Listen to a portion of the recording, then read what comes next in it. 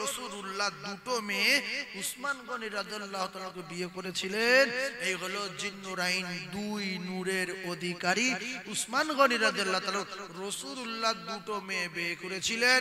কিন্তু এর আগে ওই দুটো মেয়ের বিয়ে হয়েছিল, যার সঙ্গে হয়েছিল একটার নাম উতবা আবু লাহাবের বেটা, আর একটার নাম উতাইবা আবু লাহাবের বেটা। ভাইরা আমার বাবাদিরা, এবারে একের পর এক তত্ত্ব আপনারা বোঝার চেষ্টা করুন। ছেলে কাজে আসেনি, তার মাল কাজে আসেনি, তার সম্পদ কাজে আসেনি। আল্লাহ কোরআনে পরিষ্কার করে দিলেন, মা আগনা আনহু মালুহু ওয়া মা কাসাব। একটু বোঝার চেষ্টা করুন। বদরের যুদ্ধ হলো, আর বদরের যুদ্ধ এই বেঈমানটা যায়নি, তার নাম আবু লাহাব। বদরের যুদ্ধে কে যায়নি? জোরে বলেন। আবু লাহাব যায়নি। এই আবু লাহাব যায়নি, আর বদরের যুদ্ধ যা হয়েছে হয়েছে। ও মুসলমানেরা, যুবকেরা, জনেরা, বদরের যুদ্ধ শেষ হয়ে যাবার পরে এক সপ্তাহের ভিতরে, 1 থেকে 8 থেকে 10 দিনের ভিতরে আবু লাহাবের গায়ে ঘা হলো, গুটি হলো। ওর থেকে আবু লাহাবের ইন্তেকাল হলো। আবু লাহাবের মাটি হয়নি, আবু লাহাবের মাটি হয়নি, আবু লাহাবের গোসল হয়নি, আবু লাহাবের কিছু হয়নি। আবু লাহাব যেখানে পড়ে মরেছে 3-4 দিন ওইভাবে গা দিয়ে পোকা হলো। ওর ছেলেরা লাঠি নিল, নিয়ে ধাক্কা মেরে পচা লাশ জঙ্গলের দিকে ঠেলে ঠেলে নিয়ে গিয়ে একটা পাথরের ফাঁকার ভিতরে ঢুকিয়ে দিয়ে পাথর চাপা দিল। এজন্য আল্লাহ বলছে ওর মাল আর ওর ছেলে, ওর আওলাদ ওর কাজে আসেনি। আর রাসূলুল্লাহ বলেছেন, আউওয়ালাদিন সলিহিন ইয়াদুলাহু, যদি কবরে ভালো চাও, কবর যদি ভালো চাও, তাহলে আউওয়ালাদিন সলিহিন ইয়াদুলাহু, ভালো ছেলে মেয়ে রেখে যাও। কে মানবে না মানবে তার ব্যক্তিগত ব্যাপার। কি ছিল কোরআনের উপরে বিরাট রাগ। ছেলে মেয়ের বিএড করালো, এমএ করালো, কিন্তু কোরআন শিক্ষা দিল না। জানো, নোংরা জিনিস। হ্যাঁ, দেয়নি। লক্ষ লক্ষ টাকা খরচা করে ওদিকে শিখিয়েছে, এদিকে শেখায়নি। কারণ আমার মরণের পরে যদি হাত তুলে বলে, রব্বির হামহুমা কামা রব্বায়ানি সগীরা। আল্লাহর কোরআন, আল্লাহ বলেছে ছেলে যদি বলে তার মা বাপের কবর আযাব আমি মাফ করে দেবো, আর আমার ছেলেটা কিংবা মেয়েটাকে যদি কোরআন শিখাই, কোনদিন যদি আয়াত মুখস্থ করে আমার কবরের কাছে গিয়ে বলে, তাহলে আমার কবরের আযাব মাফ হয়ে যাবে। এত কাঁচা কাজ করা লোক আমি না, বিরাট কাঁচা কাজ। ফের যদি আমার মাথার দ্বারে গিয়ে ইয়াসিন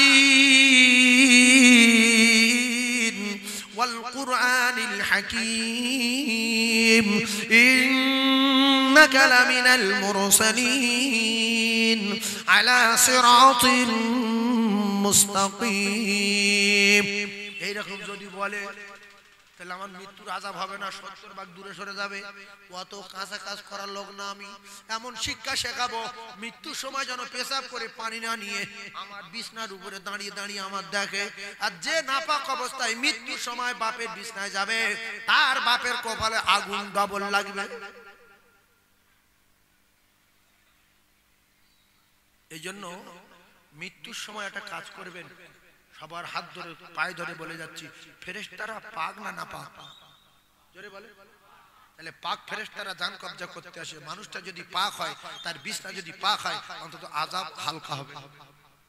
বহু লোক নাপাক অবস্থায় ওই কাকার যে বিছনা চাদর বিছনা আছে, ওর উপর উঠে দাঁড়িয়েছে, এসে পেট করে পানি লাইনি দেখতে এসেছে, বাজারে যাচ্ছিল দেখতে এসেছে এই কাকা, আর যেই গেছে আর সেই ফেরেশতারা বাড়ি মারতে শুধু এরকম করছে। আর ও বলছে যে কাকার সঙ্গে বিরাট ভাব ছিল আমার রে, যেই আমি এসে দাঁড়িয়েছি কাকা আমার সঙ্গে কথা বলে বলে ছটফট করছে রে, ছটফট করছে রে। কিন্তু না, না পাগল দাঁড়িয়েছে, বিছনা দাঁড়িয়েছে, ফেরেশতারা ডবল মারছে। ও যতক্ষণ না সরে যাবে ততক্ষণ মার বন্ধ হবে না। এই জন্য কারো যদি পুরানো রাগ টাগ থাকে, পেশাব করে পানি ফানি না আনে, আর ও যে খাটে শুয়ে থাকবে, মৃত্যু খেঁচা আসছে, ওখানটাকে বসবেন, বসে বলবো, আল্লাহ কাকা এরকম করছে কেন, গায়ে হাত দিলে যে এর আমি মারতে পারি না, বংশ বাড়ি ছিল, এর জন্য ফেরেশতারা ধুলো করে দেয়। নাপাক গায়ে গিয়ে বসবেন। বসবো সবাই ইনশাআল্লাহ। তাহলে কি করবেন শুনলেন? আপনার বাপকে পবিত্র অবস্থায় পবিত্র বিছানায় শুয়ে রাখবেন। আর গ্রামের লোকজনে বলবেন, বাবারা যে আমার আব্বা দেখতে আসছো, প্রত্যেকে ওযু করে কলমা পড়তে পড়তে এসো। কে পাক কে না পাক আমার বলার দরকার নেই। কি বলবেন? যে বাবারা আমার আব্বা যারা দেখতে আসছো, আল্লাহর রাস্তে বলছি একটু ওযু করে আর কলমা পড়তে পড়তে এসো, কলমা পড়তে পড়তে এসো। তাহলে কলমা শুনলেও আল্লাহ যদি চায় লাইন ক্লিয়ার করে দেবে। আর ওযু অবস্থায় এলে ফেরেশতারা আর অত দাপটে মারবে না। দ্বিতীয় কথা, আপনার বাড়ির বৌমা, আপনার স্ত্রী কিংবা আপনার বৌমা কিংবা আপনার জনমদুখী মা বিছনায় পড়ে আছে, জিভ বেরিয়ে যাচ্ছে, চোখ বেরিয়ে যাচ্ছে, কলিজার টুকরা ভাইরা বোঝার চেষ্টা করুন। হঠাৎ করে দুটো মেয়ে এসে আপনার মায়ের মাথার ধারে বসেছে, মাথায় হাত বুলোচ্ছে, কিন্তু মেয়ে দুটো নাপাক। মেয়ে দুটো ওইভাবে হাত পা খিঁচছে, চোখ বার করছে, জিভ বেরিয়ে যাচ্ছে, আ করে ডাকছে। এরা জানে না, বলছে আমার সঙ্গে বিরাট মহব্বত ছিল, আমি যে গিয়েছি আমার দিকে তাকিয়ে শুধু আ করছে, কিছু যেন বলবে না রে, কলঙ্ক বলবে না। ওই সময় কোনো ধ্যান ধারণা থাকে না। আল্লাহ পাকের ফেরেশতারা আসে। রাসূলুল্লাহ বলেছেন, যে ব্যক্তি জান কবজা হয় ওই সময় সে নিজে মালাকুল মউতকে দেখতে পায়। জান কবজার সময় হবে, সে আজরাইলকে নিজে চোখে দেখতে পাবে, সঙ্গে 500 ফেরেশতা থাকবে। যদি রূহ ভালো হয় তো ভালো, আর যদি খারাপ হয় তো জাহান্নামের আগুনের রড আর জাহান্নামের কাঁটা নিয়ে আসবে, প্রত্যেক লোমের গোড়ায় গোড়ায় মারবে, বিষের যন্ত্রণায় ছটফট করবে। আবার বসে বলছে, ও চিনতে পারছি, এই দাও চোখবার করছে কেন, চিনতে পারছি। ও ভাবি, ওই জায়গায় চেনার দরকার নাই, বহু চিনে তো আগে, এখন ওখানে চেনানোর দরকার নাই। এখন তুমি ওযু অবস্থায় এসো, মাতার কাছে বসো, যদি কোরআন জানো তো কোরআন তেলাওয়াত করো, আর যদি না জানো তো কলেমা শোনাও, লা ইলাহা ইল্লাল্লাহু মুহাম্মাদুর রাসূলুল্লাহ। তোমার বহু চেনা চিনেছে, বহু তাকে তোমার চিনতো, বহু তোমার সঙ্গে কথা হয়েছে, আজকের চিরবিদায় এটাই যেন টার্গেট থাকে। নাপাক অবস্থায় কোনো মেয়ে যেন আপনার মায়ের বিছানার ধারে পাশে না আসে।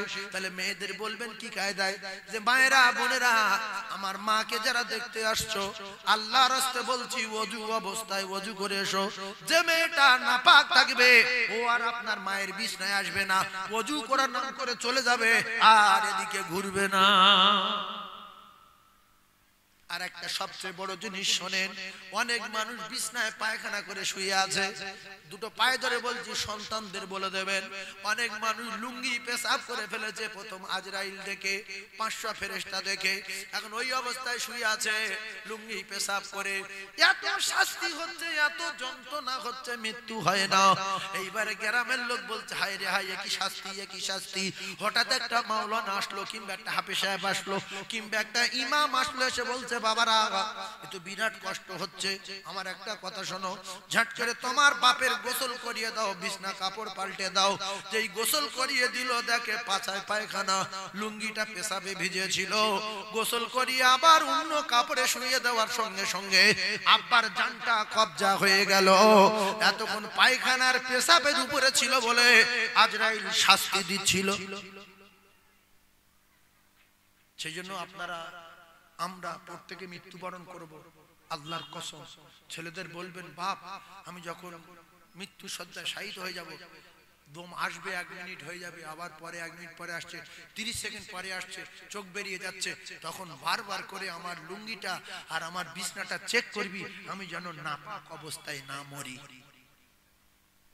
দরকার হলে একটা লোকের 500 টাকা দেবেন, যে তোর 500 টাকা দেবো, আমার আব্বার পাশে তুই বসে থাকবি যতক্ষণ না মরবে। 2 দিন ভর তুই বসে থাকলি 1000 দেবো, 3 দিন না মরলি 1500 দেবো। তুই শুধু দেখবি লুঙ্গি পেশাব না করে আর পায়খানা না করে থাকে, যদি করে একটু পরিষ্কার করে দিবি। কথা বুঝে আসলো? তাহলে মেয়েদের বিয়ে যদি করবো না, বলবো মায়েরা আমার মাকে যারা দেখতে আসছো, ওযু করে কলমা পড়তে পড়তে এসো, যে নাপাক থাকবে সে আর আসবে না। আর ছেলেদের বলবেন, বাবারা আমার আব্বার যারা দেখতে আসছো, তোমরা এক কাজ করো, ওযু করে কলমা পড়তে পড়তে এসো। তাহলে যে নাপাক থাকবে পেশাব করে পানি লাইনি আব্বার বিছানায় এসে উঠেছে। ভাইজান আমার বাবা দিরা, যদি কথাগুলো ভালো লাগে মরে যাব, যদি বিশ্বাস হয় তাহলে এই কথাগুলো আমল করবেন, বাড়িতে গিয়ে বলবেন। ঠান্ডা মাথায় বোঝার চেষ্টা করুন। আল্লাহ নবী দিন ও দুনিয়ার বাদশা বিশ্ব নবী হাবিবুল্লাহর এক সাহাবী নাম তার আব্দুল্লাহ আনসারী রাদিয়াল্লাহু তাআলা আনহু। ঠান্ডা মাথায় বোঝার চেষ্টা করুন।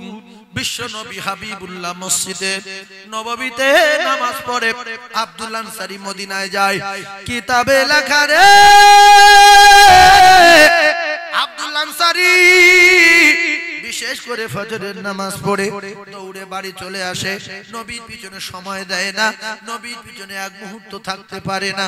কয়েকদিন হয়ে গেল, রিপোর্ট দিল সাহাবায়ে কেরাম, ইয়া রাসূলুল্লাহ আব্দুল্লাহ আনসারী আপনার পিছনে নামাজ পড়ে অথচ এক মুহূর্ত সময় দেয় না, বসে না, ব্যাপারটা কি বোঝা যাচ্ছে না? আল্লাহ রাসূল কয়েকদিন পরে কয়েকজন সাহাবাকে সঙ্গে নিয়ে আব্দুল্লাহ আনসারী বাড়ি গেলেন। আসসালামু আলাইকুম, উত্তর দিলেন না। আবার সালাম দিলেন, আসসালামু আলাইকুম, উত্তর দিলেন না। তৃতীয়বার সালাম দিলেন, আসসালামু আলাইকুম। তৃতীয়বারে সালামের জবাব দিয়ে রাসূলুল্লাহর কাছে এসে কাঁদে, ইয়া রাসূলুল্লাহ। নবী বললেন, আব্দুল্লাহ শোনো, আমি নবী যদি কারোর উপরে রেগে যাই, আমি নবী যদি কারোর উপরে অসন্তুষ্ট হয়ে যাই, তুমি এটা জানো আমার আল্লাহ তার জান্নাতে দেবে না। বলছে, ইয়া রাসূলুল্লাহ জানি। তাহলে প্রথম সালাম দিলাম, উত্তর দিলে না কেন? দ্বিতীয় সালাম দিলাম, উত্তর দিলে না কেন? আব্দুল্লাহ আনসারী বলে, ভাবিরা, 3 পয়সার মালিকের গিন্নিরা, আমি এই 3 পয়সার মালিকের গিন্নি বলি কেন? ও কলিজার টুকরা ভাবির একটু বোঝার চেষ্টা করুন। ধনী যারা ছিল তাদের কথা একটুখানি বলবো, তাদের তুলনায় আমরা কিচ্ছু না। ফেরাউনের টাকা বেশি না আপনার স্বামীর টাকা বেশি, নমরুদের টাকা বেশি না আপনার স্বামীর টাকা বেশি, কারুনের টাকা বেশি না আপনার স্বামীর টাকা বেশি, না আপনার বাপের বেশি। আপনার বাপ, আপনার ভাইরা ভাই, আপনার খালাতো ভাই সব যদি এক জায়গায় করেন, ফেরাউনের টাকার কাছে কিচ্ছু না। কথা ঠিক না ভুল? ভাই ঘুমালে হবে না, এরপরে জটিল জটিল তত্ত্ব দেবো। আমি তো একদম হাসাবো না বলে নিয়ত করি, কিন্তু ঘুমালে কিন্তু হাসাবো। ইয়া রাসূলুল্লাহ, ইয়া হাবিবাল্লাহ, আপনি যখন প্রথম সালাম দিলেন তখন আমার স্ত্রী নামাজ পড়ছে, আল্লাহর সঙ্গে কথাবার্তা বলছে। আমি উলঙ্গ অবস্থায় গর্তের ভিতরে, আমি কি করে আমার স্ত্রীকে ডাকতে পারি? আর কি করে আমি আপনার সালামের জবাব দিতে পারি? আমি উলঙ্গ গর্তের ভিতরে। দ্বিতীয়বার সালাম দিলেন, তখনও ইয়া রাসূলুল্লাহ, আমি তখনও গর্তের ভিতরে, আমার স্ত্রী নামাজে, আমি কি করে ডাকতে পারি? আমার স্ত্রী আল্লাহর সঙ্গে কথাবার্তা বলছে। ইয়া রাসূলুল্লাহ, ইয়া হাবিবাল্লাহ, তৃতীয়বার যখন সালাম দিলেন তখন আমার স্ত্রী সালাম ফিরিয়ে দিয়ে দৌড়ে আমার গর্তের ভিতরে ঢুকে কাপড় দিল। আমি কোন রকমে জড়িয়ে আপনার সালামের জবাব দিয়েছি। ইয়া রাসূলুল্লাহ, বড় গরীব, ক্ষমা দিন, ক্ষমা দিন, ক্ষমা করে দিন। আল্লাহর নবী এই কথা শুনে চোখের পানি জারি হয়ে যায়। সাহাবায়ে কেরাম কাঁদে, হায় হায় কি গরীব, একই কথা শুনলাম। বিশ্ব নবী বললেন, আব্দুল্লাহ আনসারী, তোমার কথা শুনে বিরাট ভালো লাগলো। এত কষ্টে রয়েছো তথাপি এক ওয়াক্ত নামাজ ছাড়ো না। ও ভাবি গো, 60-70টা শাড়ি নিয়ে বাক্সের ভিতরে রেখেছো, এক ওয়াক্ত নামাজ পড়ো না, দোজখে যাবার চিন্তা ভাবনা।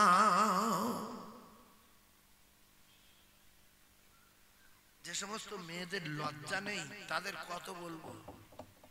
মানুষের লজ্জা যদি থাকতো, আজকের এই বাস শুনে অন্তত যে কটা নারী শুনছে সেই কটা সব কটা নামাজি হয়ে যায়।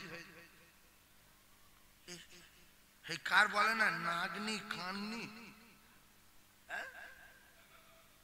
কার বলে তো বেলজ্জা। ও ভাবিরা, তোমার 4-5টা শাড়ি থাকা সত্ত্বেও নামাজ নাই। নবী বললেন আব্দুল্লাহ, কথা শুনে বিরাট ভালো লাগলো। তাই এই ছেলেটাকে আর গাছের গায়ে বাঁধা ছিকল দিয়ে বলছে, হুজুর আমার, বলছে তুমি একদিকে বিরাট নামাজি, 2 স্বামী স্ত্রী নামাজি, আর ছেলেটারে ছিকল দিয়ে বাঁধা কেন গাছের গায়ে? বলছে ইয়া রাসূলুল্লাহ, আজ কয়েকদিন খাওয়া নাই। ইয়া হাবিবাল্লাহ, হে ক্ষুধার যন্ত্রণায় কলিজা শুকিয়ে যাচ্ছে, কিছু পাই না। আর আমার স্ত্রী গর্তের ভিতরে চলে যায়, কাপড় আমার দিলে আমি রুজির তালাশে বাইরে বেরিয়ে যাই। আর এই যে বাগানটা ইহুদির, ওই বাগানের একটা খেজুর গাছ আমার উঠোনে হেলা হয়ে আছে। ওই গাছের খেজুর পড়লে আমার ক্ষুধার্ত বাচ্চা গুড়িয়ে খেয়ে ফেলবে। আর আপনি তো বলেছেন লা তাদখুলুল জান্নাতা জাসাদুন গুজিয়া বিল হারাম, ওই শরীর জান্নাতে যাবে না, যাবে না, যাবে না। জাসাদুন গুজিয়া বিল হারাম, যে শরীরটা হারাম দিয়ে বড় হয়েছে, লালিত পালিত হয়েছে, হারাম প্রবেশ করেছে, চোরের মাল খেয়েছে, কবি চোর, পেঁপে চোর, ভেন্ডি চোর, পটল চোর, এই চোরের মাল যে খাবে, লা ইয়াদখুলুল জান্নাতা জাসাদুন গুজিয়া বিল হারাম, নবী বলছে সোজা জাহান্নামে যাবে। পটল বাগানে গিয়ে পটল চুরি করে এনে ভর্তা করে খাচ্ছে, সবে ফুলকপি বড় হয়েছে, ওই দুটো তুলে নিয়ে এসে রান্না করে খাচ্ছে। গিনি বলছে কেউ দেখা পায়নি তো? বলছে অত সহজ, আমি মাল গাঁটি করলে চলে এসে। আল্লাহ তো দেখি, আল্লাহর চোখে ফাঁকি দেওয়া যাবে? তাহলে ছেলে ক্ষুধার্ত ছেলে গাছের গায়ে বেঁধেছে কেন? পরের মাল যদি খায় আমার ছেলে জাহান্নামে যাবে, না খেয়ে মরে যাক, জান্নাতে কে খাবে? আর আমাদের ঝড় হচ্ছে, ধনী লোকেরা ঘুমোচ্ছে, গরিব লোকেরা কি করছে? ছেলেদের 3টের সময় আজান দিছে, ডেকে দিছে, যা ঝড় হয়ে যা, যা লোকের গাছ আম গুড়ে লিয়ে আয়। হে ব্যাগ লেগে আম সব গুড়িলে চলে এসে। হ্যাঁ, ধনী লোকের বেটা সকাল 6টায় উঠেছে, মা বলছে বাবা বিরাট ঝড় হয়েছে, একটু বাগান দিকে যাও, দুটো আমটাম লেটো যাও, 30-40টা গাছ দিয়ে দেখতে শুধু মানুষের পাত দাগে, একটা আম নেই। এইবারে বাড়ি এসে বলছো মাসি কিচ্ছু নেই। এবার মা বলছে যে খেয়েছে তার পেটে কাঁসো রোগ, তার কপালে আগুন লাগুক, তার মার কোল শূন্য হোক। এরা মেয়েদের বিভিন্ন গাল দেয় না, দেয় না? ছি ছি ছি ছি ছি, হচ্ছে মানুষের পায়খানা গুড়িয়ে এনে খাওয়া বাপ, মানুষের গু গুড়িয়ে, অনেক লোকের বাথরুম নিয়ে রাস্তার কোলে পায়খানা টাইখানা করে। ঝড়ের সময় জান লোকজন রাস্তা সাইডে ঝেড়ে দেয়, উই গুড়িয়ে লেখা। তাহলে গুগুড়ে খাওয়া আর লোকের বাগানে আম কুড়িয়ে খাওয়া না বলে সমান। বাচ্চার বলবেন ঝড় হলে যে গুগুড়িলে খাবো।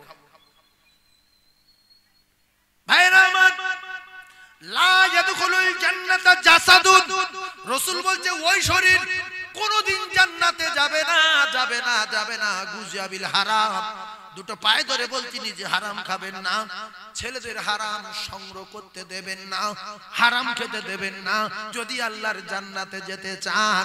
আব্দুল আনসারী বললেন ইয়া রাসূলুল্লাহ, হে ইয়া হাবিবাল্লাহ, আপনার মুখ দিয়ে শুনেছি। ও ভাই কোথায় যাচ্ছ? এক্ষুনি চলে আসবে। তাকবীর দেন না, নারী তাকবীরটা আরো চিল্লে বলেন নারী তাকবীর। ভাইরা আমার, খুব ঠান্ডা মাথায় তত্ত্ব বোঝে। তাহলে আজ থেকে ভাবিদের বলছি, ঘাস ছিঁড়তে যাব ছাগলের জন্য, ঘাস ছিঁড়তে যাব গরুর জন্য মাঠে। দুটো উঠছে কোঁচড়ে লব না, দুটো পটল কোঁচড়ে লব না, একটা গাজর কোঁচড়ে লব না, 4টে কাঁচা লঙ্কা কোঁচড়ে লব না।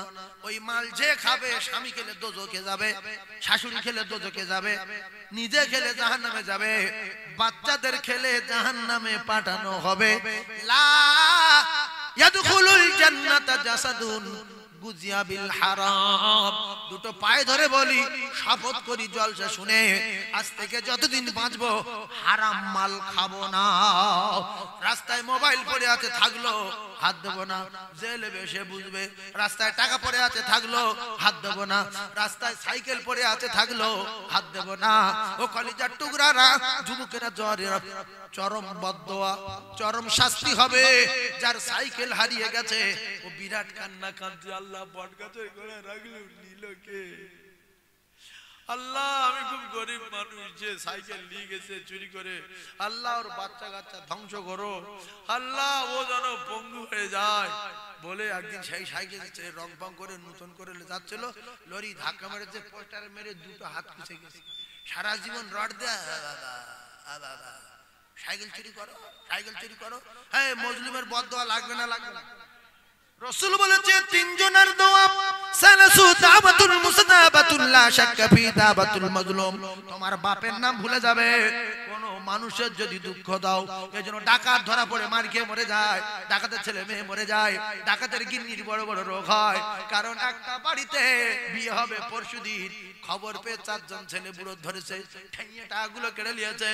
বুড়ো বলছে জীবনে মারিনি, টাকালে মেয়ের বিয়ে হোক না হোক, তুই টাকালে যা, মারিনি, ফের ভিক্ষা করে পরে মেয়ে বিয়ে দেবো। টাকা নিয়ে চলে গেল। 2 স্বামী স্ত্রী কেঁদে বলে, আল্লাহ মেয়ের বিয়ে তো দিতে পারবো না।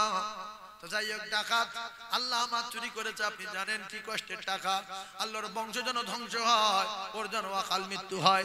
আল্লাহর কসম, নবী বলেছে মজলুমের দোয়া 7 আসমান ভেদ করে, আল্লাহর আরশে আজিমে যায়, মাঝখানে কোথাও কোনো পর্দায় আটকাতে পারে না। ওই ডাকাতের 12টা বাজিয়ে দেবে আমার আল্লাহ।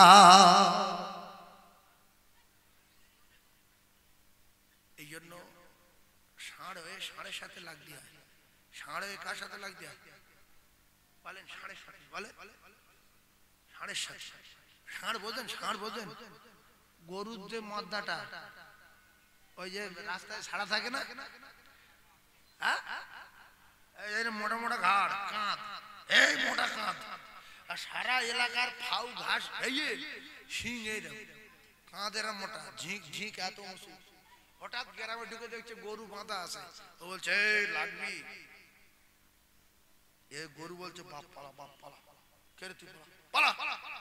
বলছে তোর মেরে ফেলো তো ভাই, চা করে তাল মেরে, যেই মেরে গরুর মালিক দেখতে পেয়ে দৌড়ে আসলো, ষাঁড়ের 2-4 কা ধরতে পারলে দিল, না ধরতে পারলো ষাঁড় পালালো। অনেকে ধরতে পারার পরে গায়ে হাত দেয় না, রূপসায়রা দেখে যে কোথা আমার মেরে ফেলবে, শুধু দূর থেকে বলছে যা বাবা, যা বাবা, যা।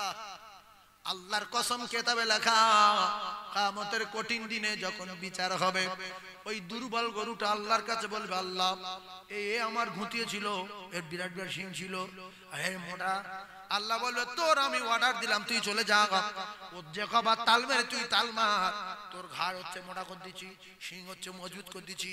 এরা তাল মারবে, বিরাট জোরে জোরে মারবে, ভেড়ার ভেড়ার মারবে, ছাগলের ছাগলের মারবে, কুকুর কুকুরের কামড়ায়, দেখেছেন দুর্বল কুকুর সবল কুকুর কামড়ায়, ঘাড়ে ধরে আসলে ঝাড়া মারছে, আর দুর্বল কুকুর শুধু বলছে ছেড়ে দে, ছেড়ে দে, ছেড়ে দে, ছেড়ে দে, ছেড়ে দে। কলিজার টুকরা ভাইয়েরা আমার, দুর্বল কুকুরটা ছাড়ে না। শেষের বেলা ঘাড়ে রাগ বাগলা তুলে দিল, ওই ঘাড়ে পোকা হলো, ওই কুকুর ঝটপট করে করে কিছুদিন পরে মারা গেল। কিয়ামতের মুসিবতের দিন ছাগলের বিচার করবে, এমনি করে ভেড়ার বিচার করবে, কুকুরের বিচার হবে, ষাঁড় গরু যদি দুর্বল গরু কামড়া বিচার হবে। তারপরে আল্লাহ বলবে কুনতু তুরাবা, যা মাটি হয়ে যা, জান্নাতের মাটি হয়ে যা। ও কলিজার টুকরারা, বিচার শুরু হবে। একটা জানোয়ার যদি অন্যায় করে, তার যদি বিচার হয়, মানুষ তো জানোয়ারের চেয়ে কোটি কোটি গুণ ভালো।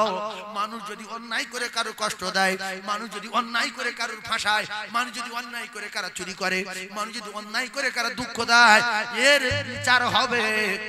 রেখে দেন ফামাইয়ামাল মিসকাল যাররাতিন খায়রান ইয়ারা ওয়া মাইয়ামাল মিসকাল যাররাতিন শাররান ইয়ারা। কোরআন শরীফ সত্য না মিথ্যা বলেন? তাহলে ভালো করে বোঝার চেষ্টা করুন, আপনার টোটাল জিন্দেগিতে যদি কথাগুলো লিখে রেখে দিচ্ছে আল্লাহর ফেরেশতারা, টোটাল জিন্দেগিতে যদি একবার আল্লাহ বলেন লেখা আছে, একবার সুবহানাল্লাহ বলেন লেখা আছে, একবার আলহামদুলিল্লাহ বলেন লেখা আছে, নামাজ পড়েছেন কবার লেখা আছে, দিঘায় গিয়ে আন্ডার পরে জাম মেরেছেন কবার লেখা আছে, দিঘায় গিয়ে জাইয়া পরে ভলি দিয়েছি কবার লেখা আছে, ঘরের ভিতরে দিঘার ঘর ভাড়া করে কত তাহাজ্জুদ পড়েছো সেটাও লেখা আছে।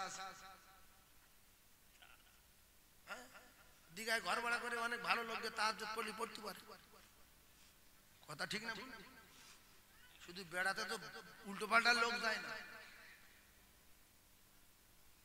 তাহাজ্জুদ তুমি না পড়ো কি করে সহলে কাজ? আল্লাহ বলছে ওয়ামাইয়ামাল মিসকালা যাররাতিন শাররান ইয়ারা। এই কথাগুলো শুধু আপনাদের সম্মুখে বলছি না, পৃথিবীর সম্মুখে বলছি। কত মাওলানা দেখবে, কত মুফতি দেখবে, কত মাদ্রাসায় যাবে, কত মুহাদ্দিস দেখবে, কয়েকটা মিডিয়া চলছে, 7-8টা, 1 2 3 4 5 6 7টা চলছে। কলিজার টুকরা ভাইরা আমার, ঠান্ডা মাথায় বোঝার চেষ্টা করুন। ক্লাস 8 একটা মেয়ের সামনে গিয়ে চোখ টেনেছিলে সেটাও লেখা আছে, একজনের সঙ্গে কথা বলেছিলে সেটাও লেখা আছে, কজনের সঙ্গে ফোন করেছিলে জীবনে আল্লাহর কসম সেটাও লেখা আছে, কবার কাঁচা মেরেছো সেটাও লেখা আছে, কবার দাঁড়িয়ে পড়ে ঘুরেছো সেটাও লেখা আছে, কবার গালাগালি করেছো সেটাও লেখা আছে। ওই আমলনামা যখন বার করে দেবে আপনি অবাক হয়ে যাবেন, আল্লাহ এত ছোট্ট ছোট্ট জিনিস লেখা আছে, এ কি আমলনামা? ছোট্ট ছোট জিনিস লেখা থাকবে না? থাকবে না? কে বাঁচাবে বলে? তার নাম কি?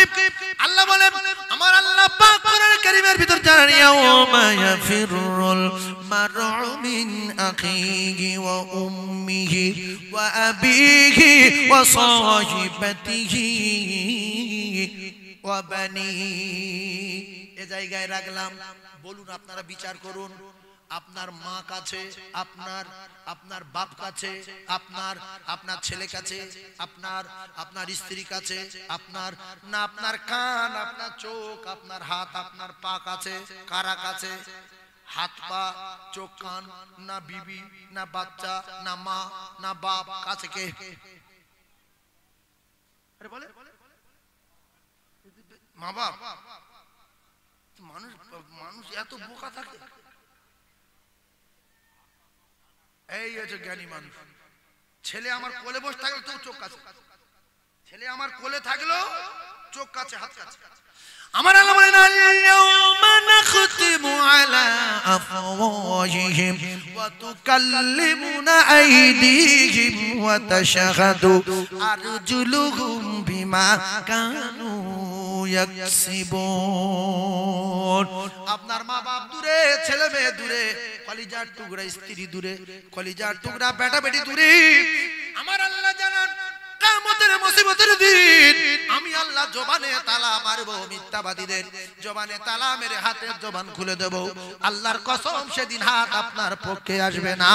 তাহলে কোথায় মা পরিচয় দেবে, কোথায় বাপ পরিচয় দেবে, কোথায় ছেলে, কোথায় মেয়ে? এরা অনেক দূরে। আল্লাহ বলছে নিজের হাত নিজের হবে না, নিজের হাত নিজের হবে না। কোরআন শরীফ, এই হাত টোটাল জিন্দেগিতে কোথায় কার কলমের বেড়ে সর্বনাশ করেছ। অনেক চালাক লোক, যেমন পেজ মারবো ওর বাপের নাম ভুলিয়ে দেবো, গালাগালি করব না, রাশ করব না, গ্রামের লোকে জানাবো না, ঘরে শুয়ে শুয়ে কলমের পেজ মারবো, ওর বাপের নাম ভুলে যাবে। আল্লাহ বলছে, তুই ওর বাপের নাম ভুলাবি, আমি তো 14 পুরুষের নাম ভুলিয়ে দেবো। ওয়াল্লাহু আলিমুম বিজাতিস সুদূর। আল্লাহ বলেন, না বলা কথা বুঝতে পারেন যিনি, তিনি হলেন আমার আল্লাহ। না বলা কথা বোঝে জোরে বল। এরপরে হাত টোটাল জিন্দেগির ইতিহাস বলবে। হাত নিয়ে ক জায়গায় গাবলা মেরেছো, হাত নিয়ে কবার কবি চুরি করেছো, হাত নিয়ে ক জায়গায় লোকের গালে শট মেরেছো, হাত নিয়ে কত জায়গায় কত সর্বনাশ করেছো। হাত কথা বলার পরে আল্লাহ বলে, ওয়াতাশাহাদু আরজুলুহুম বিমা কানু ইয়াকসিবুন। এরপরে আমি আল্লাহ পায়ের জবান খুলে দেব, দুটো পায়ে ধরে বলি, বাম্মা পরিচয় দেবে না, ছেলে মেয়ে পরিচয় দেবে না, ভাড়া ভাই, খালাতো ভাই, দুলা ভাই, গিনির ভাই, কেউ না। আসলে আপনার হাত, আপনার পা, আপনার কান, আপনার চোখ তো আপনার হবে না। এই জন্য গুনাহ করবেন সাবধানে, সব ফাঁস হয়ে যাবে, কারোর বাপ ঠেকাতে পারবে না। তাই ভালা করোগে তো ভালা পাওগে, বুরা করোগে তো বুরা পাওগে। যেমন কর্ম তেমন ফল, না মানিস তো করে দেখ, জান্নাত আছে জাহান্নাম আছে, না মানিস তো মরে দেখ।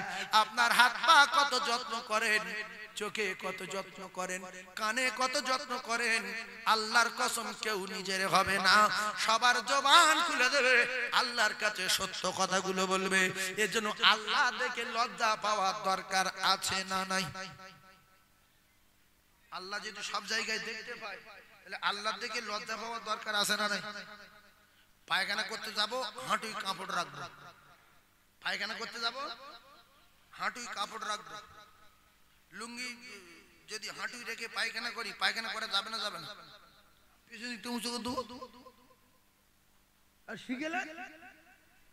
লজ্জা পাচ্ছি কার দেখে? আল্লাহ দেখে। ইন্নাল্লাহা সামিউম বাসীর। আল্লাহ বলে আমি আল্লাহ,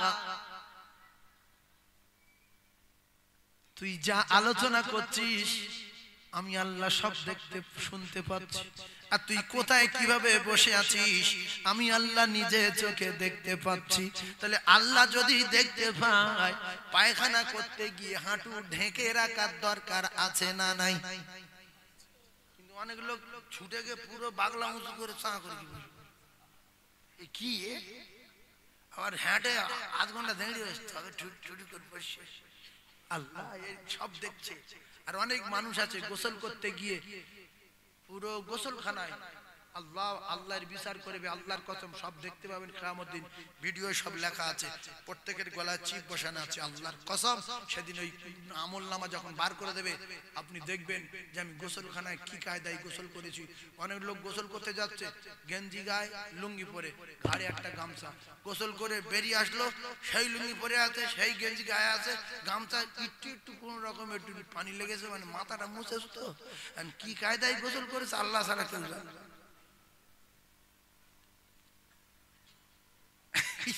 কি করে না গেছে আল্লাহ জানে।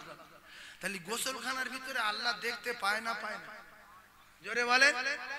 এ দেখছে দরজা লাগিয়ে দিয়েছি, ওইদিকে লাইট জ্বালিয়ে দিয়েছি, জানালা অনেক উঁচুই, ফের এই হালকা কাঁচ, মোটা কাঁচ এরকম করে দেওয়া আছে, তাহলে আর কারুর চোখ আসছে না।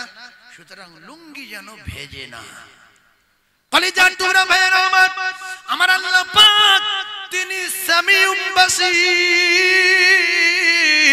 আমি আপনাদের দুটো পায়ে ধরে বলে যাচ্ছি, গোসলখানার গিয়ে ভিতরে বিয়ে ভাববেন পৃথিবীর কেউ যদি না দেখতে পায়, আমার আল্লাহ ছাদের তলায় দেখতে পায় যেরকম, মাটির তলায় দেখতে পায় সেরকম, পাহাড়ের তলায় যেরকম দেখতে পায়, পাহাড়ের উপরে সেরকম দেখতে পায়। তাহলে গোসলখানায় আল্লাহ চোখ যায় না? যায় না? আজ থেকে যারা গোসল করব, গোসলখানায় শরীরে কাপড় রাখবো, রেখে ওর উপর দিয়ে পানি ঢালবো, যেন ফরজ তরফ না হয়। বেটা ছেলেদের সতর হলো নাভি থেকে নিয়ে হাঁটুর নিচে পর্যন্ত। কিন্তু অনেক লোক শুধু আন্ডার প্যান্ট পরে গোসল করছে, আছে না? আন্ডার প্যান্ট পরে গোসল করা হারাম, আন্ডার প্যান্ট পরে জাল ফেলা হারাম, আন্ডার প্যান্ট পরে কাজ করা হারাম, আন্ডার প্যান্ট পরে শুয়ে আছে মানে ন্যাংটো শুয়ে আছে। হাঁটুর কাপড় যদি উঠে যায় ও ন্যাংটো, যার ফরজ তরফ সে উলঙ্গ। তাহলে আপনার কি করতে হবে? অন্তত পক্ষে ছোঁয়ার সময় অনেকে স্লিপ পাওয়ার সঙ্গে সঙ্গে কাপড় উঠে যায়। দুটা লোক আছে শুয়ে সঙ্গে সঙ্গে কাপড় উঠে গেল, জানে কেউ কিন্তু আল্লাহ দেখছে বলে লুঙ্গি গিরে দেবেন। আমার বাপ বলেছি, যেহেতু আপনার আমার ভাই, তো যাতে করে জান্নাতে খুব সহজে চলে যাওয়া যায়, সেইগুলো কথাগুলো বলছি। তাহলে হাঁটুর নিচে কাপড় রাখা ফরজ, হাঁটুর নিচে কাপড় রাখা ফরজ। সেই জন্য আমি আপনাদেরকে বলছি, আমরা যখন গোসলখানায় যাব তখন কি করব? শরীরে কাপড় রাখবো, হাঁটুর নিচে কাপড় রাখবো, নাভির উপরে কাপড় রাখবো। এটা বেটা ছেলে।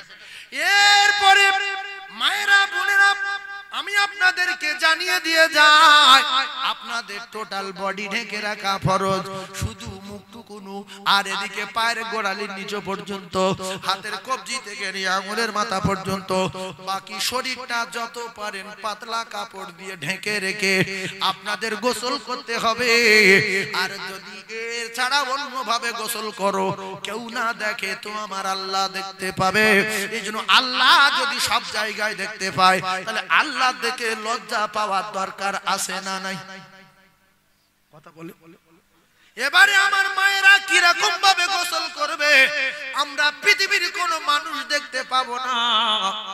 আমার আল্লাহ যদি দেখতে পায় রাতে যেরকম দিনেও সেরকম, তাহলে ছাদের তলায় যদি আল্লাহ দেখতে পায়, ও কলিজার টুকরা মায়ের জাতেরা, তোমরা গোসলখানায় সাবধান হয়ে যাও, কেউ না দেখে তো আমার আল্লাহ দেখে।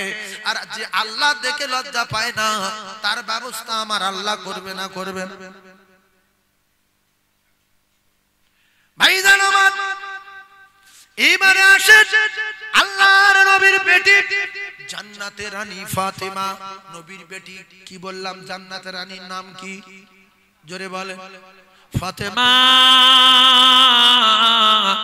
ও ভাবিরা একটু শুনেলেন? ভাবিরা কি দু চারজন আছে? চূড়ান্ত পর্যায়ের রস দেবো ভাবিদের, গলাই করা আওয়াজ, জীবনের মধ্যে শিক্ষা। ওয়াজ শুনতে আজ স্বাদ মিটে যাবে। যে ভাবি ওয়াজ শোনে না, সে অনেকটা বেঁচে যাবে। এই জন্য আমি আপনাদের বলি, যারা গ্রামগঞ্জে বাস করেন বিরাট ফেঁসে যাবেন, বিরাট বিপদে পড়বেন। যদি আমার সঙ্গে যোগাযোগ করেন, তাহলে আমি এক কাজ করব, সুন্দরবন জঙ্গলের মাঝখানে, জঙ্গল এলাকায় যারা বাস করে ওদের সঙ্গে কন্ট্যাক্ট করে বোট ভাড়া করে সব পার করতে দেবো। কেন বলেন? বিপদ থেকে বেঁচে যাবেন। যারা জ্ঞানী মানুষ একটু বোঝে, আমার সঙ্গে যোগাযোগ যদি করেন, আমি নামলে আমার সঙ্গে দেখা করবেন। যদি আমি এই কথাটা ভালো মাথায় লেগেছে, মানে কথা এই যে আজান শুনছি হাত বলে দেবে, ওয়াজ শুনছি হাত বলে দেবে, এই যে মাওলানা মৌলবী দেখছি চোখ বলে দেবে, আজান শুনছি কান বলে দেবে, আল্লাহর কসম সব বলে দেবে। আর আমি যখন মিথ্যা কথা বলবো, আল্লাহ তখন জবান বন্ধ করে হাত পাতে সাক্ষী নেবে। তাহলে আমরা যদি বলি আল্লাহ মসজিদ দেখি, মসজিদ কিনা মসজিদ দেখলে আমি জান্নাতে যাই, মসজিদ জানি না, না মৌলবী দেখিনি, তোর কেউ নামাজ কালামের কথা বলেনি, রোজার কথা না, মৌলবী কিরম, তাহলে জান্নাত দিতে কিছু জানে। আচ্ছা, তারপর তুই কোরআন শরীফ তোর আমলে ছিল না? না, কোরআন শরীফ ছিল না। এতে বিশাল বিপদ, কিছু দেখি না। হ্যাঁ, রমজান মাস আসেনি, রমজান আমি জানি না। তাহলে এইগুলো মিথ্যে কথা বললে ফের অঙ্গ প্রত্যঙ্গ দ্বারা যখন আল্লাহ জবান খুলে দেবে, তাহলে কিরাম শাস্তি হবে আর কিরাম মার মারবে। সুতরাং আমার সঙ্গে কন্ট্যাক্ট করেন, জঙ্গলের মাঝখানে চলে যাবেন, আজান শুনতে পাবেন না, মৌলবী দেখতে পাবেন না, রমজান মাস কখন আছে মাইক হাঁকছে না কিছু বুঝতে পারবেন না, জলসা জীবনে শুনতে পারবেন না, মসজিদ জীবনে চোখে দেখতে পারবেন না। এবারে যদি মারা যান, আল্লাহর কাছে সত্য কথাটা বলবেন, আল্লাহ ভালো বুঝলে কোথায় দেবে না দেবে সেটা আল্লাহর ব্যাপার। কিন্তু সব শোনার পরে যখন মিথ্যা কথা বলবে, ছাল চামড়া গুড়িয়ে দেবে না দেবে না? সব শোনার পরে যখন মিথ্যা কথা বলবে, ছাল চামড়া গুড়িয়ে দেবে না দেবে না? যাই মিথ্যাবাদী, তোর জীবনে ১,৫০০ বার আযান শুনেছিলিস, তোর জীবনে ২,৫০০ জলসা শুনেছিলিস, তোর জীবনে কোটি কোটি মসজিদ দেখেছিলিস, তোর জীবনে লক্ষ লক্ষ আলেম দেখেছিলিস, আজ বলছি জানি না। তাহলে সত্যবাদী যদি হয়ে মরতে চান, তাহলে সুন্দরবনে জঙ্গলের মাঝখানে বসবাস করার জন্য আমার সঙ্গে যোগাযোগ করবেন, বোটে তুলে দেবো, বাচ্চা কাচ্চা সব ওপারে চলে যাবে, বাঁচলি ইবাদত করবে, মল্লি যেতে যাবে, আমি জানি।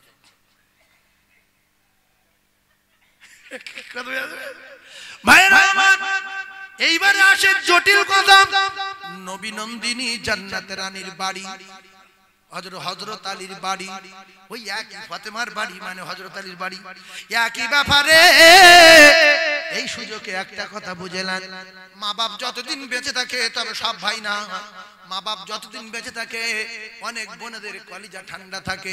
মা বাপ মারা গেলে এমন ভাই দুনিয়া আছে বোনেদের আর জায়গা দেয় না, যদিও ভাই হালকা জায়গা দেয়, ভালোবাসে। ভাবিরা কায়দাবাজি করে বোনের ভাইয়ের শত্রু করে দেয়, আর ওই বোন কাঁদতে কাঁদতে আর শ্বশুর বাড়ি থেকে বাপের বাড়ি যায় না, আর কাঁদে, আব্বা তুই চলে গেছিস, জীবনের মতো আমার যা উঠে গেছে, ও মা তুই চলে গেছিস, আমার নিয়ে যেতে পারতিস মা, তোর জন্য আমার বড় কষ্ট হয়, তুইও নাই, আমার আব্বা নাই দুনিয়ায়। এজন্য দেখবেন ভাইদের চেয়ে বেশি আব্বা তার মেয়ের বাড়ি যায়। বড় ছেলের বলছে আমি যাবো না, ছোটর বলছে আমি যাবো না, মেজর বলছে আমি যাবো না। বুড়ো মানুষ দুটো প্যারা নিয়ে, দুটো কোলা নিয়ে, চারটে চিপ নিয়ে কষ্ট করে হেঁপে হেঁপে গেল। আমা আয় বাবা, আয় নাতি কয়, নাতি কয়। তখন বলছে আব্দুর ওই ছুটে আয়, তোর নানা আসছে, ব্যাগ ডালে ব্যাগ ডালে ব্যাগ ডালে। ব্যাগ লে বাড়ি গিয়ে নানা ধরে লেগে এটা বার করছে ওটা বার করছে, হাম খাচ্ছে। মেয়ে এসে বাপের মাথায় হাত দুলে, আব্বা কি কষ্ট হয়েছে, পা কাহাকে তো আগে এখন কারেন্ট ছেড়ে দিচ্ছে, কারেন্ট থাকলে পাকে ঘুরছে, আল্লাহ এত কষ্ট করে এসেছি। বলছে মা তোর জন্য আমার বিরাট কষ্ট হয়, সেই জন্য মাসি। বিশ্বনবী হাবিবুল্লাহ আকায়ে নামদার তাজদারে মদিনা জান্নাত রানী রাসূলুল্লাহ যতদিন বেঁচে ছিলেন অধিকাংশ সময় খাতুনে জান্নাতের কাছে আসতেন, এসে বলতেন মা কেমন আছো মা? আমার মা আল্লাহর নবীর বেটি জান্নাতের রানী জীবনে কোনোদিন স্বামীর দোষ দেয়নি। এজন্য বিশ্ব নবী বলেছিলেন বিয়ের সময়, ফাতেমা ফাতেমা তোমার কোন ব্যবহারে কোনোদিন আমার জামাই আলী যেন কষ্ট না পায়, আমার জামাই আলী যেন দুঃখ না পায় ফাতেমা। কারণ তোমার কাছে পৃথিবীর সবচেয়ে বড় মেহমান হলো তোমার স্বামী। একটা কথা, স্ত্রীর কাছে পৃথিবীর সবচেয়ে বড় মেহমান কে?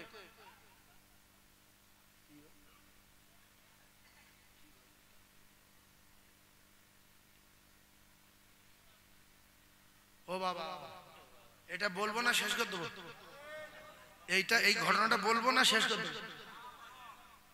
দু তিনজন বলছে বলে, সব চুপ করে আছে, মানে অন্য কিছু বলে। নবী মেয়ের বাড়ি আসছে, কি হয় বলবো? জান্নাতের রানীর কাছে আসলেন নবী। ফাতেমা নামাজ পড়ছিলেন। ও ভাবি, ওয়াজ সেই জায়গায় দাঁড় করে রেখেছি যেখান থেকে ধরেছি, চুল পরিমাণ বাঁকাবো না। আমার ওয়াজ যারা বোঝে তারা শোনে, যারা বোঝে না তারা শোনে না। এই জন্য বড় বড় দোকানে লেখা আছে যারা চেনে তারা কেনে। ওয়াজ এক জায়গায়, নবীর বেটি নামাজ পড়তে পড়তে আব্বার গলা শুনে বসে পড়লেন। সালাম ফিরিয়ে দিয়ে দরজার পর্দা নিয়ে গায়ে জড়িয়ে বলছে আব্বু আপনি আজকে চলে যান। নবী বলছে কেন মা? বলছে আব্বু আপনি আজকে যান। বলছে একটু একটু বাইরে বাড়ো, একটু সামনে এসে কথা বলি, একটু দেখে যাই। বলছে আপনি চলে যান, অসুবিধা আছে। বলছে কেন মা? বলছে আপনি একটা কথা বলেছেন আমার, আমরা যারা বসে ওয়াজ শুনছি জান্নাতে যাব বলে, জান্নাতে গিয়ে লম্বা হবো কর, এই দরকার আছে না নাই? আরে সওড়া হবো কর, জামা কাপড় পরবে ধুইবে কবার? জামা কাপড় ধুইতে হবে না? হবে মাঝে মধ্যে জান্নাতি লোকের জামা কাপড় ধুইতে হবে। গোপদাড়ি কজন আর উঠবে, কজন আর উঠবে না। বউ পাবো কপিস, তাদের বয়স কত? এইগুলো যদি আমরা শুনে ভালো লাগে তাহলে আমল করতে ভালো লাগবে, যে জান্নাতে গেলে এইরম এরম হবে, এইরম পাবো, তাহলে আজ থেকে আর নামাজ ছাড়বো না। যত কষ্ট হোক নামাজ পড়বো, যত কষ্ট হোক আমল করবো, যত কষ্ট হোক দরুদ পড়বো। এগুলো আমি আপনাদের শিখিয়ে দেবো, যে আমরা যে জায়গায় যাব সে জায়গার অবস্থা কি। ঘর বাড়িগুলো সোনার আর রূপার, লম্বা চওড়া কত, এগুলো জেনে রাখলে ভালো লাগবে। এক একটা লোক কত বড় বাড়ি পাবে। যেই জন্য তো আমরা আমল করছি, একটা ব্যবসা করছি, ইমানি ব্যবসা। এই ব্যবসায় লাভ কত আর এই ব্যবসা না করলে লস কত, আলোচনা শুরু করব। আপনারা জ্ঞানী মানুষ বোঝার চেষ্টা করবেন। তবে ব্যবসার মাইকের আওয়াজ নেই কেন? একটু দাও বাবা, মাইক মাইক কই গো, একটু দাও। এই দেখো তোমার টেনশন নেই, কমিটির লোকেরা ভুমরু গেরাম, ভুমরু মনে করো তুমি পাক দাও, তার লাস্টে কি হবে দেখা যাবে। ভুমরু মনে করো, ভুমরু, ব্যাস। দরুদ শরীফ আল্লাহুম্মা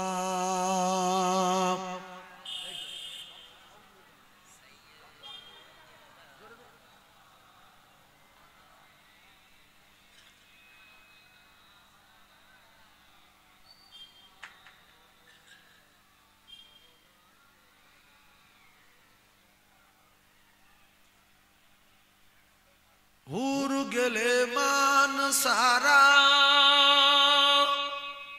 আরো পড়ে ফেরেশতারা পড়িতে আসেন তারা হক লা ইলাহা ইল্লাল্লাহ লা ইলাহা ইল্লাল্লাহ লা ইলাহা ইল্লাল্লাহ মুহাম্মাদুর রাসূলুল্লাহ বলেন হাসবি রব্বি জাল্লাল্লাহ মা ফি কলবি গায়রুল্লাহ নূর মুহাম্মদ সাল্লাল্লাহু লা ইলাহা খুব মহব্বতে বলেন লা ইলাহা লা ইলাহা ইল্লাল্লাহ মুহাম্মাদুর রাসূলুল্লাহ। আচ্ছা নবীর আমলে যে কলেমা ছিল সেই কলেমা এখন আছে না একটু পাল্টে গেছে? সেইটা আছে। আচ্ছা নবীর আমলে কলেমার যে ক্ষমতা ছিল সেই রকম আছে না একটু বহুত পুরানো হয়ে গেছে, দুর্বল হয়ে গেছে? জি না, ওরকম বলতে নেই, বলেন এক রকম আছে। আছে এক রকম। তাহলে দুর্বল হয়েছে কারা? মানুষ দুর্বল হয়ে গেছে। যার বিশ্বাস দুর্বল সেই মানুষ দুর্বল। কলেমা কলেমার জায়গায় আছে, কোরআন কোরআনের জায়গা আছে। কথা পাচ্ছেন না? দুর্বল হয়ে গেছি আমরা। দুর্বল হয়ে গেছি কারা? বিশ্বাস নেই। কুকুরি কামড়ানোর দোয়া কোরআন শরীফে আছে, কিন্তু পড়ে দেখছে এখন দাঁড়াচ্ছে না, সরে আসছে, ওই দৌড় মারছে। আরে তুই দাঁড়িয়ে থাক, কোরআন পড়েছিস বলে তোর হাঁটুকে ধারে এসে চুপ করে যাবে, ও জমান খুলে কামড়াতে পারবে না, কিন্তু তুই দৌড় মারছিস কেন? তাহলে তোর কোরআনের উপর বিশ্বাস নেই। লা ইলাহা ইল্লা আনতা সুবহানাকা ইন্নী কুনতু মিনাজ জালিমিন বলে গায়ে ফুঁক দিয়ে দেখছে সাদা মাথা তেড়ে রয়েছে, যায় না, লাস্টে দৌড় মেরেছে। তার মানে কোরআন বিশ্বাস করে। কথা বুঝতে পারিনি তো? যাই হোক, আমরা বিশ্বাস করি বলে তো ঈমানদার। ঈমান তো শোনার নাম, লেখার নাম, দেখার নাম না, ঈমান মেনে নেওয়ার নাম। বিশ্বাস করি বলে তো ঈমানদার। লেখার নাম, পড়ার নাম। প্রত্যেকদিন যদি দু খতম করে কোরআন শরীফ পড়ি, কাফের কাফের আছে, ঈমানদার হওয়া যাবে না। ভারতবর্ষের একটা হিন্দু মানুষ লক্ষ লক্ষ বার কোরআন না পড়লে, লক্ষ লক্ষ বার একটা একটা শব্দর মানে না বুঝলে, পৃথিবীর জমিনে সেই হিন্দু লোক কোরআন শরীফটা পুরো বাংলায় ব্যাখ্যা করে দিয়েছে। এর মানে এই, ওর মানে ওই, ওর মানে ওই। সেই মানুষটা মানেনি, তাই মোমেন হয়ে মরতে পারে। তাহলে কোরআন পড়লে কাফের কাফের থাকে, নবীর চোখে দেখলে কাফের কাফের থাকে। কেউ যদি প্রত্যেকদিন 20 বার করে নবীর দেখে, ও কাফের কাফের। আবু জেহেল নবীর বহু দেখেছে। আবু লাহাব সে দুটো মেয়েকে বিয়ে দিল। আবু লাহাবের ছেলে দুটো, উতবা আর উতাইবা। আল্লাহর নবী দুটো মেয়ের সাথে নিজের দুটো ছেলেকে বিয়ে দিল। নাম দুটো কি বললাম বলেন? উতবা আর উতাইবা। এটা মনে করেন, উতবা আর উতাইবা এই দুটো কাফেরের বেটা। এর কাফের ঘোষণা করেছে, দোজখী ঘোষণা করেছে, জাহান্নামী ঘোষণা করেছে আল্লাহ পাক। ওই কাফের নামে একটা সূরা কোরআনে নাযিল করেছে। 30 পারা কোরআনের ভিতরে কোনো জায়গায় কোনো কাফের নামে সূরা নাই। একটা সূরা আছে এই বেঈমানের নামে, তাব্বাত ইয়াদা আবি লাহাব। তাহলে একটা বেঈমানের নামে সূরা আছে, সেই বেঈমানের নাম আবু লাহাব। আজকে নতুন তত্ত্ব দেবো, কঠিন তত্ত্ব দেবো। যারা খুব ওয়াজ বোঝা মানুষ, শিক্ষিত মানুষ, বুদ্ধিজীবী, সবাই তো আর নেগলা পাগলা থাকে না, 2-10 জন ভালো লোক থাকে। তো এই ভালো লোকের সংখ্যা কম থাকে মসজিদে। জ্ঞানী লোক, ধনী লোক, সম্মানীয় লোকের সংখ্যা কম থাকে। নেগলা পাগলা মসজিদে জলসায় বেশি থাকে, মাদ্রাসায় বেশি থাকে। তো এখানে সব নেগলা পাগলা বললে হবে না। এখানে কিছু মানুষ আছে ভালো। মসজিদে 100 লোক নামাজ পড়লে 5 জন জ্ঞানী মানুষ যায়। যেমন সমাজে যারা বড়, এমপি, এমএলএ, প্রধান, ডক্টর, মাস্টার, আইপিএস, লয়ার, জজ, উকিল, ব্যারিস্টার, মুসলমান, এরা দেখবেন মসজিদে বা জলসায় খুব কম যায়। এদের সম্মান আলাদা। সেজন্য কম যায়। এরা যদি এই সম্মান বজায় রেখে এটা যদি বুঝতো যে আল্লাহ আমার এমপি করিয়েছে, আমি এমপি হতে পারিনি, আল্লাহ আমার এমএলএ করিয়েছে, আমি হতে পারিনি, আল্লাহ আমার ডক্টর করিয়েছেন, আমি হতে পারিনি, আল্লাহ আমার আইপিএস করিয়েছেন, লয়ার করেছেন, জজ করেছেন, উকিল করেছেন, আমি হতে পারিনি, তাহলে এরা সবাই যদি সেই আল্লাহ শুকর আদায় করে 5 ওয়াক্ত নামাজ পড়তো, তাহলে এই সাধারণ নেগলা পাগলারা সবাই নামাজ পড়তো। প্রধান যদি বলে দিত যে নামাজ না পড়লে রেশন কার্ড দেবো, ও আজানের আগে মসজিদ বসে থাকবে, স্যার আমি পড়ে এসেছি, নামাজ পড়ে, হ্যাঁ কার্ডটা দাও। আর এ দেখছি প্রধান পড়েন তো আমি পড়ি কি কথা যাচ্ছে না। কিন্তু রাসূলুল্লাহ জামানায় যত প্রধান ছিল, যত মেম্বার ছিল, উমরে ফারুক রাদিয়াল্লাহু তাআলা খলিফা ছিল, জিন্নুরাইন হযরত শের খোদা আলী কামাল খলিফা ছিল, জিন্নুরাইন খলিফা ছিল, সিদ্দিক আকবর খলিফা ছিল, তাদের সারা শুধু কি বলতো, নামাজ পড়ো, আল্লাহকে মেনে নাও, নবীকে মেনে নাও, নামাজ কাজা করলে ক্ষতি আছে। কিন্তু সেই রকম লিডারদের লিডারই সারা জীবন মৃত্যু পর্যন্ত চলে গেছে। আর এখনকার নেতাদের লিডারই 5 বছর, 6 বছর, 7 বছর, 10 বছর, তারপর পড়ে যাচ্ছে, এককালে সুখ এককালে দুঃখ। কিছু কিছু মেম্বার প্রথম যখন মেম্বার হয় নিয়ত করে যাই ওকে একটাবার উঠতে পারি, 5 বছর যদি আমি টিকে থাকতে পারি, ওতেই যা লাইন করলো, এখন 30 বছর এখন চিন্তা নেই। প্রথম তো নিয়তে গন্ডগোল, ইন্নামাল আমালু বিন্নিয়াত। আর নিয়ত যদি ভালো থাকে যে যত মাল মিডিয়াম পাবো সব গরিব কালে বন্টন করে দেবো, আর তার পরের বছর আমি ওর ভোটে দাঁড়াবো বলবো না, কিন্তু গ্রামের লোক ঠেলায় ফের দাঁড়াতে হবে, এই লোক দাঁড়াবে, নাইলে গ্রামে ভোট হবে না। হঠাৎ করে রাতের বেলা কার রান্না হয় না, এই কাছে এই 25 কেজি চাললে মাথা গুলো তার বাড়ি, ও মৃত্যু পর্যন্ত সেই পার্টি যদি শেষ হয়ে যায় তো আপনার কথা ভুলবে না। ঈদের দিনে 2-5 দিন আগে শাড়ি কিনে নিয়ে, ব্লাউজ কিনে নিয়ে, সায়া কিনে নিয়ে, আন্ডারপ্যান্ট কিনে নিয়ে, জাইয়া কিনে নিয়ে, ছেলেদের ইংলিশ প্যান্ট কিনে নিয়ে, ছেলেদের শার্ট কিনে নিয়ে, এলে তোদের বাড়ি 7-8 জন আছে গরিব মানুষ, আমার তোরা মেম্বার করেছিল না, এলে ঈদে যাবি, ও পাগল হয়ে যাবে, জানলাম মানুষ এখন আসে। আর তারপরে 5 বছর পরে ইএজএফের মেম্বারে দাঁড়াবে, ওরা আর কারুর বাড়ি যেতে হবে না, ওরা আসবে যে কাকা তুমি দাঁড়াচ্ছ তো, কথা ঠিক না? সেজন্য আমরা যদি শরিয়াত মেনে চলি, ওমরে ফারুক রাতের বেলা লোকের বাড়ি যেত, এই খাওয়া হয়েছে না, কোথায় পাবো, সঙ্গে সঙ্গে চালিয়ে আসতে, এইলে নবী বোঝা বইতো, মাথায় বোঝা বইতো, পাগলা ফকির নেগলার তার বোঝা নিজের মাথায় নিত, যে তোর সেখান থেকে দিয়ে আসি। ওই এখন কোন প্রধান কোন বুড়ো লোক যদি বসে কাঁধে রাস্তায়, বাবা ঘাট কামার করছে, বাবা রে কন্ডলে চাল ধরেছি 25 কেজি, কি করে বাড়ি লে যায়, ভ্যান ফ্যান চলে না। আর যদি প্রধানের দেখতে পায়, বুড়ো লোক তো সরল সাদা, প্রধান চেনে না, যদি বলে যে কাকা একটু গানি এইটা তুমি আমার বাড়ি দিয়ে আসো না মাথায় করে, সঙ্গে সঙ্গে গুলি করবে, তুই কার কি বললি রে, তুই কার কি বললি, আমাকে চিনিস? হ্যাঁ, তো এই ধরনের লোকেদের বুঝতে হবে, আমি যত বড় পদ পাই, যত বড় মানে সম্মানের আসনে বসে যাই, নবীত্ব বড় না। নবী যেগুলো করেছে আমি যদি সেগুলো করি তো আমার উপরে আল্লাহর রহম হবে। নবীর চেয়ে বড় কি আমরা কেউ? তা সেজন্য আপনারা ভালো মানুষ এসেছেন কিছু, আর সাধারণ নেগলা পাগলা মানুষ, ভ্যানওয়ালা, টোটোওয়ালা, অটোওয়ালা, ফেরিওয়ালা, জোগাড় মিস্ত্রি, হেড মিস্ত্রি, চাষি, এরাও আছেন কিছু। প্রত্যেকটা কথা বোঝার চেষ্টা করবেন, যেটা ভালো লাগবে সেটা নেবেন। তবে আমি মনে করি সমাজে যারা শিক্ষিত মানুষ, জ্ঞানী মানুষ, ধনী মানুষ, এদের বোঝা উচিত যে এগুলো আমরা নিজে নিজে হতে পারিনি, এগুলো আল্লাহ দিত নিয়ামত, আল্লাহ দান। তাই আল্লাহ শুকর আদায় যত করব আল্লাহ তত সম্মান বাড়িয়ে দেবে। বোঝা দরকার আছে না? সেজন্য আমি আপনাদেরকে বলছি প্রত্যেকটা তত্ত্ব যুক্তি মাথায় রাখবেন। তাহলে আবু লাহাবের 2টো ছেলে রাসূলুল্লাহ 2টো মেয়েকে বিয়ে করেছিলেন। সেই 2টো ছেলের নাম কি বললাম? একটার নাম উতবা আর একটার নাম উতাইবা। এই 2টো ছেলে রাসূলুল্লাহ 2টো মেয়েকে বিয়ে করেছিলেন। পরে বিশ্ব নবী হাবিবুল্লাহ যখন নিজে একটা আলাদা দল করবে বলে চিন্তা ভাবনা করলেন, যে আল্লাহ তো আমার নবুয়ত দিয়ে দিয়েছে, আমি আর এই গোঁজামিল দিয়ে থাকলে হবে না, প্রকাশ্য দাওয়াত দিতে হবে। তাহলে দল করতে বলেছে কে? নবী নিজে নিজে করেছে না আল্লাহ বলেছে? আল্লাহ বলেছে। তাহলে আল্লাহ আমার যে কাজে পাঠিয়েছে সেই কাজের দায়িত্ব ফুল পেয়ে গেছি। 40 বছর বয়স। কত বছর বয়স? 40 বছর বয়স। প্রথম যে মেয়েটার কাছে বলেছিল সেই মেয়েটার নাম কি?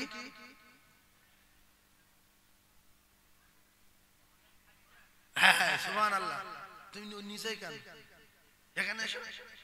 এসো না, তোমার এখানে বলছি কথা শোনো না, আরব থেকে ঘুরে তুমি কোনো বুঝছো না।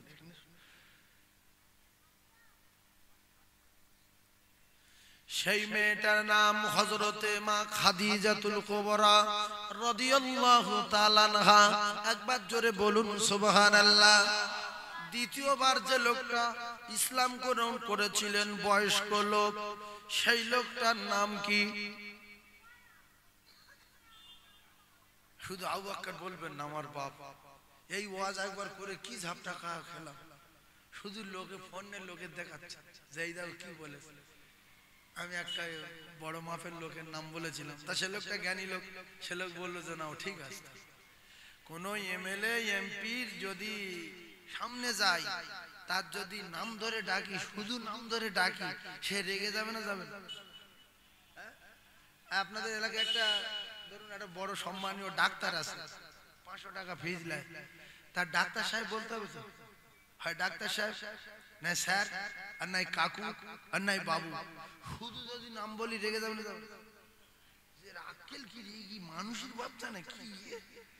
আমি একটা এমএলএ, আমি একটা এমপি, আর আমার শুধু শুধু নাম বলতে।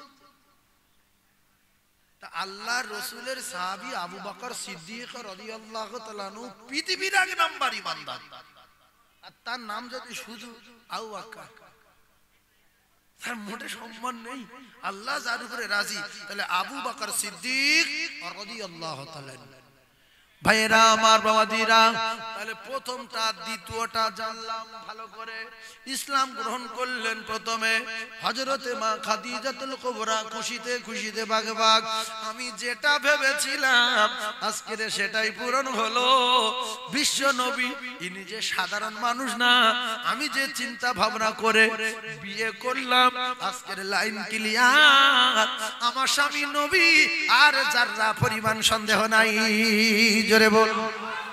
আর আবু বকর সিদ্দিক ভাবতেন যে আমার দোস্তর পেশাব বাস বাড়ায়, পায়খানা বাস বাড়ায়, ঘাম বাস বাড়ায়, ন্যাংটো হয় না, আন্ডারম্যান পরে না, হাঁটুর উপর কাপড় তোলে না, গালাগালি দেয় না, ঝগড়া করে না, বড় ছোট কথা বলে না। আর বেদে, পুরাণে, তৌরাতে, জবুরে, ইনজিলে, বাইবেলে যেখানে বড় বড় জ্ঞানীদের কাছে শুনি, সবাই বলে মক্কায় একজন জন্মগ্রহণ করবে, তার বাপের নাম হবে আব্দুল্লাহ, মায়ের নাম হবে আমেনা, বংশ হবে কোরাইশ। কিন্তু সব জায়গায় আমার দোস্তর সঙ্গে তো মিল আছে, তা আমার দোস্ত নবী বলে না কেন?